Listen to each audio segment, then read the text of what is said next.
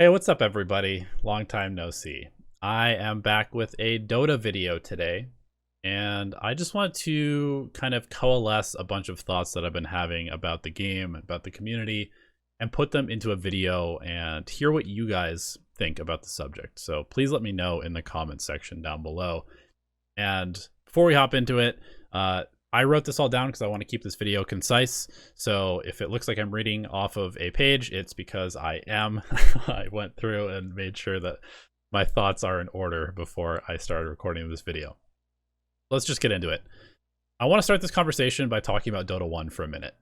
Inside the Warcraft 3 client and engine, here was a game so interesting and fun and well made that the Warcraft 3 ladder literally died over the next months as the custom map exploded in popularity.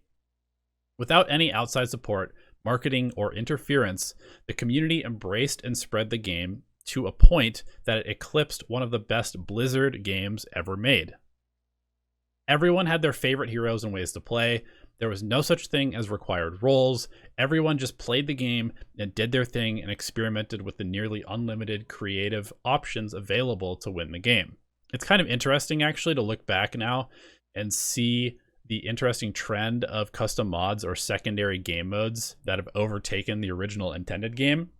Counter-Strike from Half-Life, Fortnite BR from Fortnite the game, and even auto chess from Dota 2. It's just a trend in the video game industry that's pretty telling, I guess. Let's fast forward now to 2011, when Valve announced TI and unveiled Dota 2 to the world. I could not have been more excited, personally, because I loved Team Fortress 2, I really enjoyed Counter-Strike, and I had watched Heroes of Newerth, the spiritual successor to Dota 1, die off and turn into a toxic quagmire. I really did not like Riot's kiddie copy of Dota, and I had lost most of my faith in Blizzard as a developer by this point. TI and Dota 2 in general was awesome, and so, unsurprisingly, the game grew. Valve seemed to have struck gold with their one-off esports marketing strategy, and so each year they hosted another TI. Each year, TI brought more hype to the game, as each year the prize pool expanded and the teams got better at the game that they were playing. With so much money at stake, players began to dive deeper and deeper into their refinement of the game itself. They started to define the meta and show the power of teamwork in the game. And rightfully so, too, because there's now a history of Dota players winning life-changing money every single year and capitalizing on this moment in history. And so that required greater and greater effort to keep doing that. Valve, meanwhile, continued to do their thing, delivering excellent heroes and updates. They also did their thing by not promoting the game or putting any effort into growing the player base in any meaningful way outside of TI. The thing is, TI had become so successful that it constantly reinforced in Valve the idea that all they really had to do to keep the game afloat and successful was produce TI. And while they did introduce greater structure to the professional scene after years of requests by the community, their main focus has never really been esports. Valve as a company is much more concerned with building the platforms of the future than managing a single game in their massive library of content, I should say, no matter how large or strong the fan base might be. As a result, they continue to innovate the spectacle of TI and tune the game around producing exciting and skillful professional matches. While this was happening, however, the core elements of Dota have begun to deteriorate. In my own opinion, the better the pros have gotten at playing Dota, the worse the average pub experience has gotten. This has a few main causes, I believe. Most people who play Dota have also at least partially paid attention to the pro scene. I literally did a poll on Twitter, and like 98% of the people that responded watch some form of professional Dota, at least TI. In some ways, they kind of have to, though, because there is literally no marketing of the game at all outside of TI or streamers, which mostly tend to trend towards being either current or former pro players. So if you are getting introduced to Dota, it's almost always at least tangentially through the professional scene. And this is where a couple of problems arise. Number one, the meta has become more and more defined by the teams that are the best. If a team wins, the heroes they pick and the way they play becomes popular. Furthermore, as players become successful enough to dedicate more time to the game, the gap between them and the public widens until you have a minuscule portion of the player base dictating what is the ideal way to play Dota. Furthermore, the difference between a TI winning team and a top 16 team in the world is so great in terms of earnings that it encourages even the pro players to try and copy what is creating so much success for another one. This attitude and this kind of approach to copying what the best people are doing trickles down into the pub scene, and everyone is just trying to copy what a few people have shown works, when in reality the actual number of solutions to winning a game of Dota is probably still almost unlimited in terms of how many options we have of heroes and combinations and stuff like that. And the second problem that has arisen from this habit of following the professional scene so closely is that as pro teams have improved, their strategies have evolved to be more and more team oriented.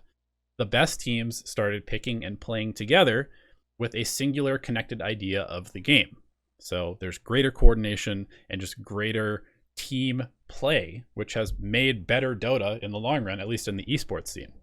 Team-based heroes and builds have become much more valuable, and the tightly defined role system within a team environment has been established. So you have your carry, you have your tempo creator, their space creator, you have your supports who are sacrificing themselves for the team.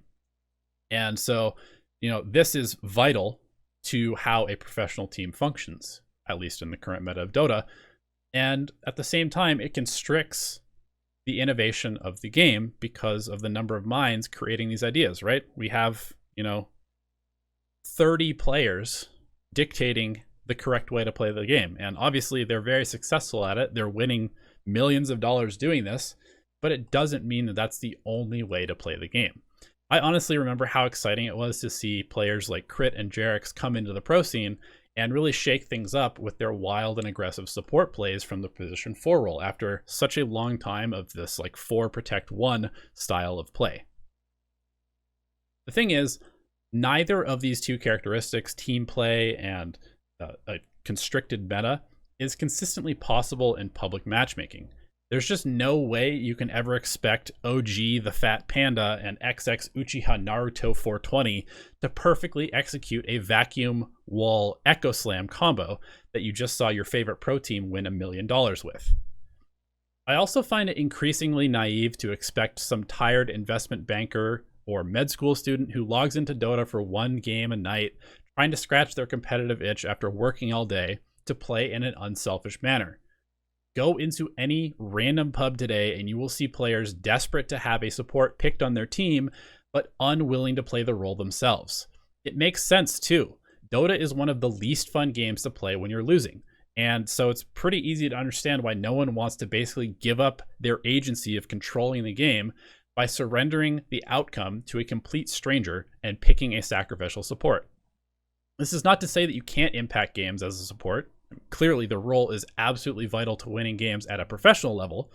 But in pubs, if your win condition or the player playing the carry or whoever is sort of in charge of bringing the game home sucks, you lose the game. And it feels like you kind of just wasted 40 minutes of your time or more sometimes. That sucks. I think that disconnect might be one of the biggest misconceptions that people have about the game.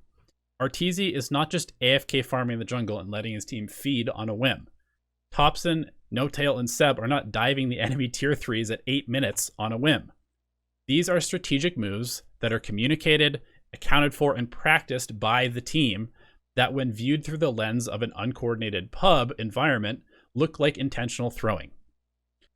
Looking back on everything, it's hard to really blame anyone since things have just kind of evolved over time. It's not like anyone was maliciously trying to make the game worse.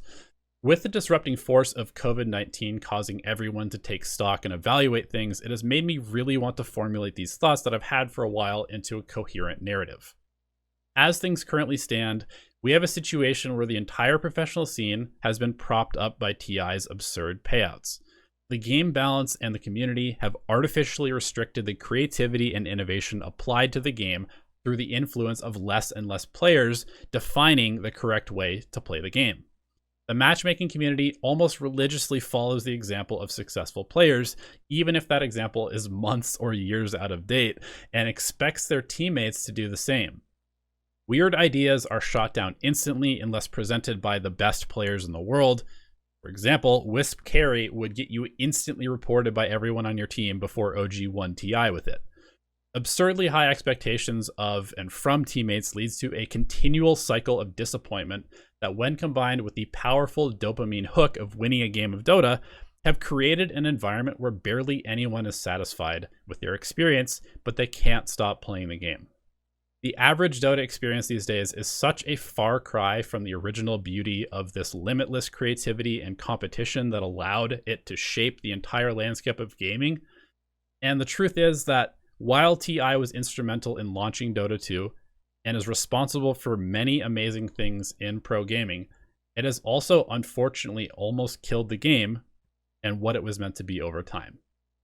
So, that kind of summarizes my thoughts. I really feel like Dota was made to be a game where you can kind of creatively express your ability to solve problems by, picking one of hundreds of heroes, by building hundreds of different items and combining this into a unique solution to the game that you're trying to win. But we currently are in a system where if you're not doing exactly what your favorite streamer or exactly what a pro team is doing and presenting, you get flamed, and people just expect too much out of their pubs, which leads them to always be disappointed when things are not as coordinated as a pro game. And that's just unfortunate because the core of Dota is still there, but we've kind of just forgotten what made this game so addicting and so fun in the first place. Anyway, that's my rant. Thank you guys for listening. I would really love to hear what you have to say about it in the comment section below. I don't really know how much more Dota content I will make, but I felt like I really wanted to make this video and express my feelings since everybody's kind of talking about it right now. So as always, thank you for your time. Good luck in your games, and maybe we'll see you next time.